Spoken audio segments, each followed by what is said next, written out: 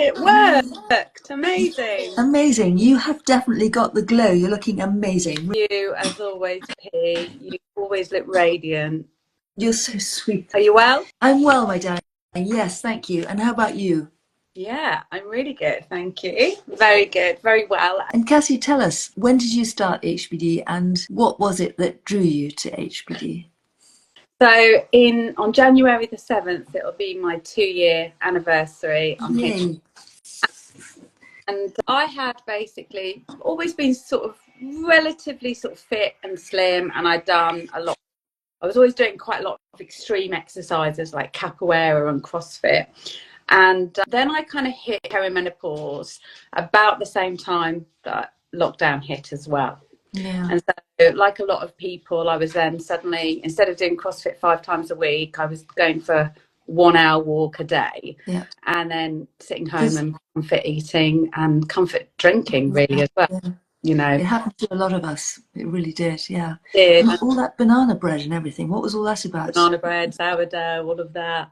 And I was also very, very busy with a new job that I'd started, and I just kind of ballooned. I got to a stage where I felt like really unhappy with how I was feeling and also how I was looking.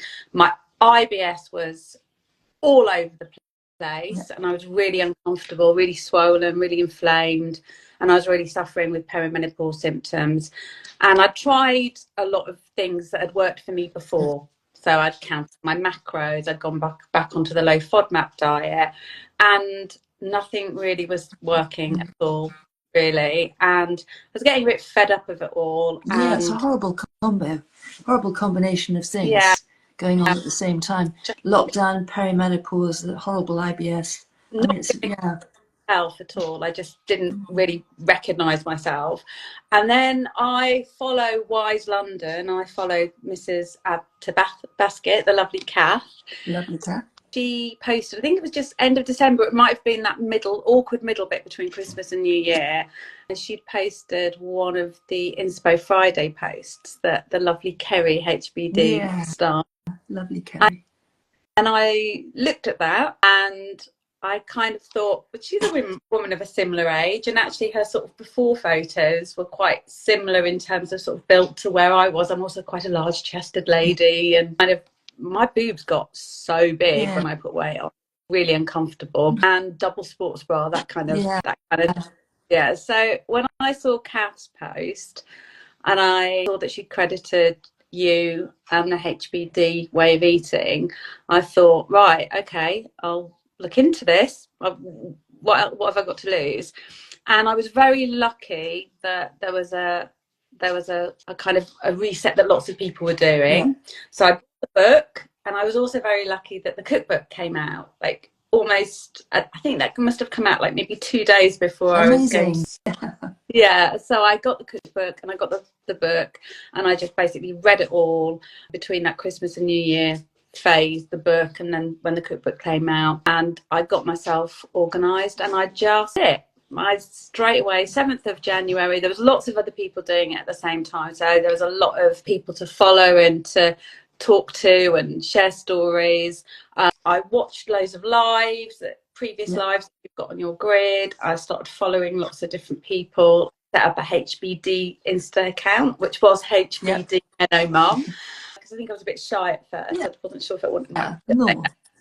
That was it, really. I mean, and you were very strict. I remember that. I think you went on holiday quite early on, and you managed to stick with it through the holiday, which is amazing. Absolutely did. And I think that's something that I would say to people who are early on or about to start HBD. Like, read the book, stick to it.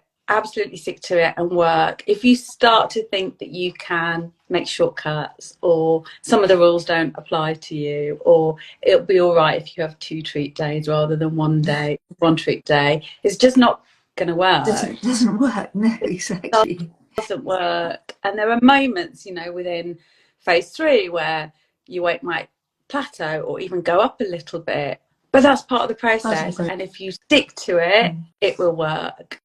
I mean, it's worked for so many people. It's worked for me. It's 2 years now, and I can't imagine ever not eating this way, to be honest, ever. because my IBS is gone. Because the IBS was terrible, wasn't it? I mean, those photographs you posted, the difference was just incredible. It was. And you don't get that kind of appearance of your tummy without it giving you a lot of jip and pain and everything else. Yeah. So painful. I mean, I think you shared the picture when we were promoting this live, and I've put it on my grid as well. But I looked pregnant. I was a healthy weight, but it was hard. It was so painful. I couldn't sleep on my tummy. I didn't want clothes on me, and it was really, really, really painful and life limiting, because there were so many things that I just wouldn't do. I'd plan journeys. Where are the loos? Better not eat within an hour of getting in a car or on a train. Planning journeys where I thought there might be public loos that weren't going to be hideous on the way. So tough. Yeah, and I think that you have discovered along the way that gluten is a real enemy, is a real baddie for you. And it's just for so many people. So many people say, oh, I don't have a problem with gluten, but it's not until we get rid of something for a while and then reintroduce it that we know we have a problem. And I think you're okay with dairy, though. I'm okay with dairy. Yeah. I'm okay with dairy. But I do think that when I reset in January, which is my plan, I am going to actually I'm going to take a little break from dairy and see what happens. Good idea, yeah. And just, you always say it's phase 4 is your experimental phase, and I think going into another reset, there's also an opportunity to just say, how will I be if I just exclude dairy for a couple of weeks and see how that might affect. I think that's a really good idea. And Cassy, when are you starting? Have you got a date? Well, I'm planning to start. Well, to be honest, I might be moving in January. But I will be moving house in January. Oh my goodness, that's tough. And I don't know what date exactly. And I don't want to be in the middle of phase 1 or phase 2 when I move. So I think as soon as I get my move date, I will plan it around. So it might be that I start a little bit earlier. I might actually start sort of in the end of December, or I might start after my move, just because I think for anyone thinking about starting it, you do need to think about those first 16 days as almost convalescence, don't you? Exactly, convalescence, yeah, very well put. Do as little as possible, take it as easy as possible, get as much sleep as you possibly can, have Epsom salt baths, things like that really, really help. Because it's not, I think, have you done a reset since you, no, probably not, in the last 2 years, no. It's really interesting, because I know the first reset is really, it's really tough, and you think, am I going to die? Can I get through this? Can I survive? Can I stick to it? And you know that you can, because you've already done it. So it'd be very interesting to get your take on the second one. Yeah.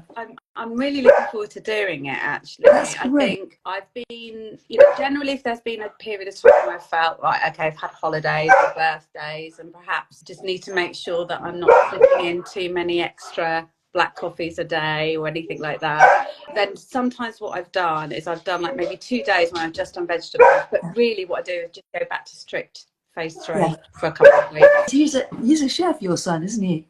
He is, yes. Very cool. Yeah. But you had to try his focaccia, which pretty much did you in. I know. Yeah. Yeah, he was trying to perfect it, so he was making a lot of focaccia, and one time he was like, Mum, I think I've cracked it, this is my best, you've got to try. And I had a slice, and I will say it was amazing. But about 3-4 o'clock in the morning I woke up with such bad tummy pains. If I didn't know that I don't have an appendix anymore because it was removed, I would have thought it was appendicitis. Really? It was that bad. Yeah, that's a bit of a kick and a reminder. Just don't do gluten, see, because it does. Gluten, just not worth it. And you mentioned it's one of the few things. Is it gluten that crosses the blood-brain barrier? Exactly. So it acts like morphine. It can do, not in all of us, but in many of us. I know it does it for me. So as we know, morphine makes us, it's addictive and also makes us constipated. So and gluten has a really bad effect on a lot of people, and they don't feel great, but they may not feel terrible, but they don't know why they don't feel great. And getting rid of gluten can be the key. It's I really, always felt like I was almost a little bit yeah, hungover if I exactly. had gluten. Yeah. It would give me that really like groggy, heavy feeling, headachy, just feeling a bit rubbish. So I've just known that gluten is just one of those things that even on a treat meal, it's just not worth me having. Not worth it. But what I will say, I mean, obviously the focaccia smelled amazing and did taste great, but I do get, like if there's something, if I feel like I want something like that, getting some really good quality like rye bread or rye sourdough, or even just like rye vitas, the dark rye Yeah. ones, something like that that gives me a little bit of a kind of crunch or a bit of a bready flavour is really nice. And the same with red lentil pasta. And I've Yeah. also discovered red lentil rice. So if I really feel like I'm craving something that's a little bit like that, there's so many really good alternatives that, it's worth exploring. It really is worth exploring. And what's the lentil rice like? I've never tried that. It's all right. It's It's all all right. right. Yeah, it's all right. I don't think I've quite yet cracked a way of cooking it that makes it really good. I might try and cook it in some homemade stock or That's, something. yeah, that sounds a really good idea. So, Cassy, you recently had not 1 day but 5 days. Is that right? Of birthday celebrations. And how did you get through that? First of all, and then let's talk about Christmas and what your plans Yeah. are for that. I'd love to hear. So what did I do? Actually, I started off with a work do, and that was Yeah. at a restaurant that I would not have chosen for myself because it was Indian food, and Indian food doesn't really suit me very well. Yeah. But I had just had like dry cooked chicken, so like a shashlik that was, it's dry chicken and some vegetables really. So that wasn't too bad. Yeah. And I tried not to treat it as a treat meal because actually I knew I was going to have other treat meals that week. Yeah. And then on one day, I mean, on my actual birthday, me and my son went to the coast. We walked along the coast for about 2 hours with the dog, Nice. and then we went and had oysters and seafood, and I had a glass of wine. But again, I could have salad. I did have some chips with that because it's my birthday. Thursday, and then I went out for lunch with friends, and again, pretty much ate HBD anyway because there's a lot more restaurants where you can order simpler food, and also if you like, can I have the dressing on the side, can I just have olive oil, can I have steamed vegetables, they're fine with that. Because we would And then never have dared to ask those questions, no, would we, until quite recently. I think it's our American cousins we have to thank for for that, because they, you can demand what you want here, and everybody does their best to help you, to give you what you want. they do. And if someone's a little funny, I might just say, I have bad IBS, which Yeah, I don't really anymore, but I would do if I didn't eat like this. So, exactly. and people are really accommodating. I mean, I've been to restaurants, like coffee shops with friends, and just asked for hot water, and been fine with that. That's good, isn't it? Yeah. That's very, very good. But then I had a massive blowout on the Friday. Like I ate what I wanted. I had a couple of glasses of wine. Felt rubbish the next day, but really, really enjoyed myself. So Enjoyed it, and it was worth it. it was fine. And I think, isn't it? It's about, you talk about HBD being sort of the caveman way, isn't it? Like they would not have a lot to eat for a long time, and then they would feast. Yeah, Yeah. they feasted when they got the chance. They really did. So a journalist got in touch with me this week about I don't know if you heard the story about yo-yo dieting, and people are saying, well, a new study came out, published in Nature, and they were saying, well, it does change the way our genes are expressed once we've been overweight, and the fat cells remember that, and so they kind of zip back into action when we start eating normally again. And I told them about HBD and about so many people on here, who lost sometimes substantial amounts of weight and kept it on for 3, 4, 5 years. So don't say, oh, it's my genes, because that's quite disempowering, isn't it? It is. It really is. And I think, obviously, I'm not like a scientist, but I did work with a company, and they talk about genomes and genetic expression. And there's certain things that even if you are genetically Disposed. disposed to something, you can change the way your genes are expressed by Exactly. choices in your Yeah. life about what you eat, what you put in your body, what you put on your body. Yeah. And I think that, like, I mean, it's nearly 2 years for me on HBD, and I've kept the weight off. I had sometimes Yay. have fluctuation, but that's because I'm not, That's normal. my Yeah. Yeah. relaxed and Yeah. also hormonal. But if I follow HBD, then I know I'm absolutely fine. But I also feel so much better. and that when I eat things that don't agree with me, my body tells me very, very quickly that that's That's right. really good, isn't it? I mean, a lot of people would see that as a kind of curse, but actually it's a blessing, because then you know exactly where you are. Okay, thanks, heads up on that one. I won't, I won't eat that again. Also, sometimes if we do without a particular food that we know has been giving us problems in the past, and we wait for 3, 4, 5, 6 months, sometimes that happened to me with wheat. I can get away with a little bit now and again, but not, if I push that, then my body says, no, you've gone too far, we're not having it, back to square one. So I don't do that anymore. Thankfully, we do learn by our mistakes, don't we? We do. And I still keep a food diary. That's I still keep a diary. fantastic. Do you really? That's amazing. I do. And I think one, it helps me keep on track and make sure that I'm, doing the things that I know that will work for me. But also sometimes, you might not get the symptoms immediately after you have the food. It might be a couple of days later. But I track my mood, I track my bowel movements, which is not the most glamorous thing to say, but as someone who's really suffered from a lot of gastric problems, actually that's really useful data. Really useful, really important, And I also monitor how much water I drink every day. And I do put my mood in there, because I do think, especially with some food, the reaction can actually be your mood, not just your physical reaction. And it helps me sort of keep a little bit of a track on what's working. It also helps me make sure that I've got variety in my diet, because I'm a creature of habit, and it's easy for me sometimes to have the same things in a lot of repetition. And I remember you talking about this before, and I know Noelle has her she'll challenge herself to have 50 different varieties of fruit and vegetables a week. And sometimes I feel if I put on a few pounds, or I'm plateauing a bit, I can look back and go, actually, I've pretty much eaten the same meals. I need to now really focus on variety, and that will help me spot patterns like that. So even 2 years in, I find it really, really useful to still keep that diary. Fantastic. That's so good. And I just wonder, do you weigh yourself, or do you just judge how you're doing by your clothes? I weigh myself once a week. Yeah. So I think that's very sane. Yeah. And how are you with water? Cheers, honey. Cheers. Yeah, I'm good with water.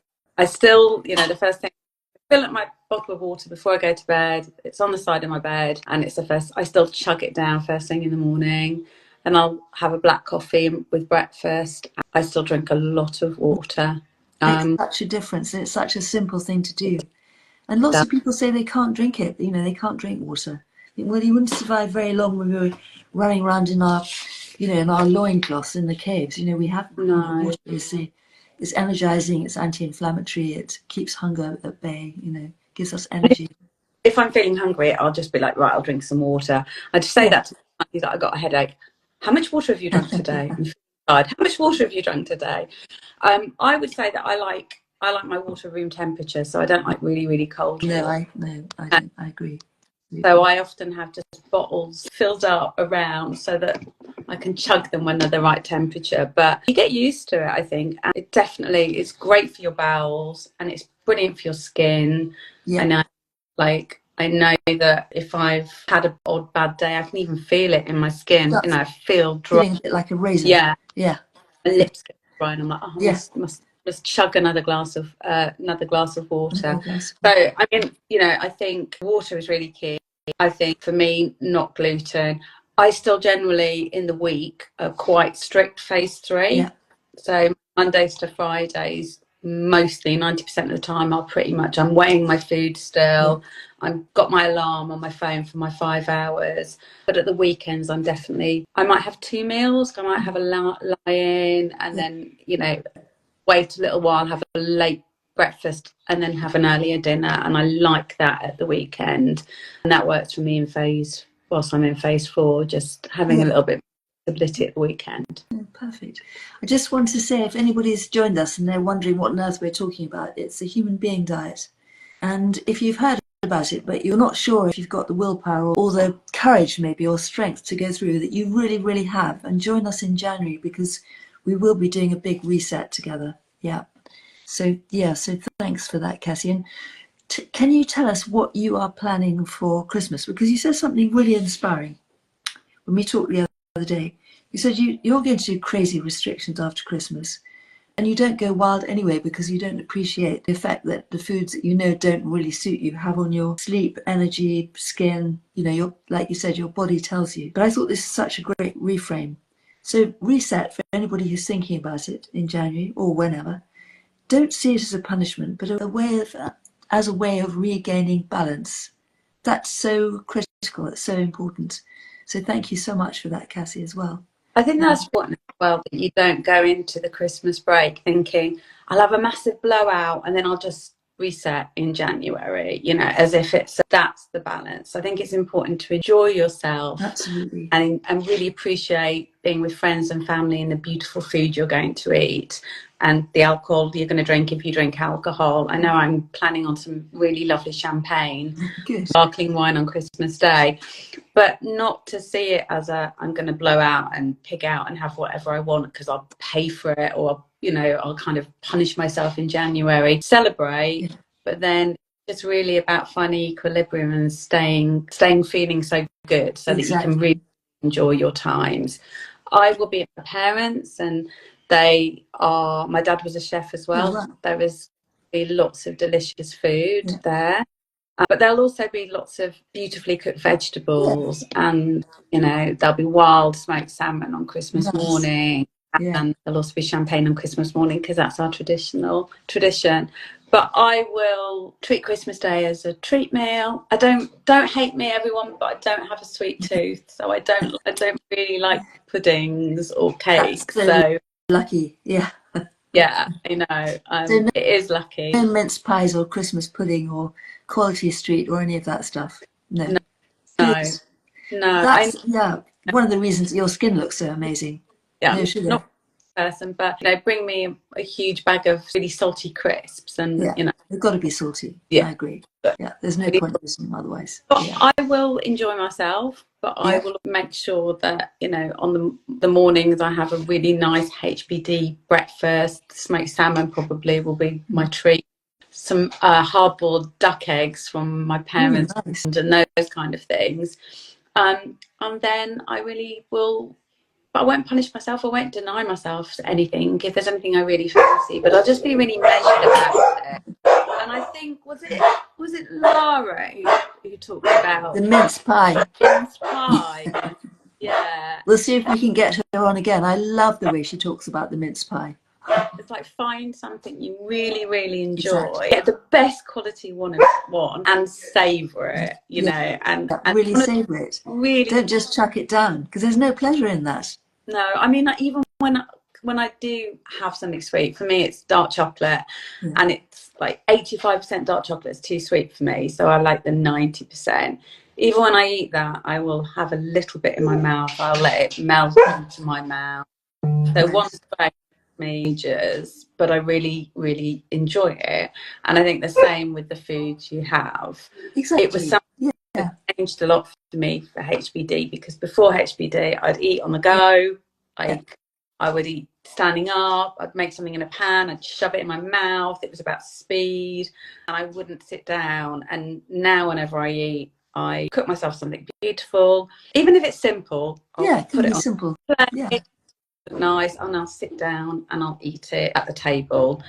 Give myself a moment to do that. And I think that's been one of the most important changes for me on HBD, not just what I eat, but how I eat it and when I eat it. And I think that's really helped the IBS as well.